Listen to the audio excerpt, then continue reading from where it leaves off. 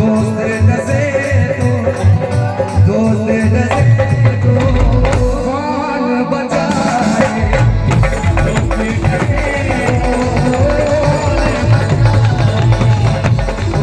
डसे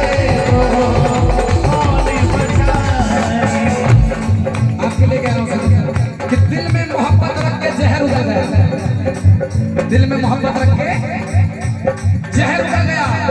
और ये हकीकत जानकर आज मेरा भी दिल डर गया। कल आपको फेसबुक के माध्यम से मालूम लगेगा, कल आपको फेसबुक के माध्यम से मालूम लगेगा कि आपके दोस्त के काटने से एक जहरीला नाग मर गया। चलो बोलो सच्चे दरबार की। अच्छा एक सेकंड दे दीजिए, किसी को मिल नहीं रहा है और आप दे रहे हैं तो मेरे पास लेने का वक्त नहीं।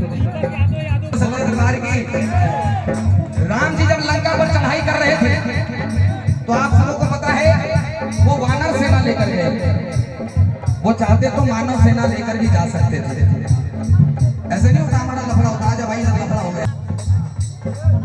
आपने वो खोया जो आपका कभी था ही नहीं, लेकिन उसने वो खो दिया जो सिर्फ उसका था।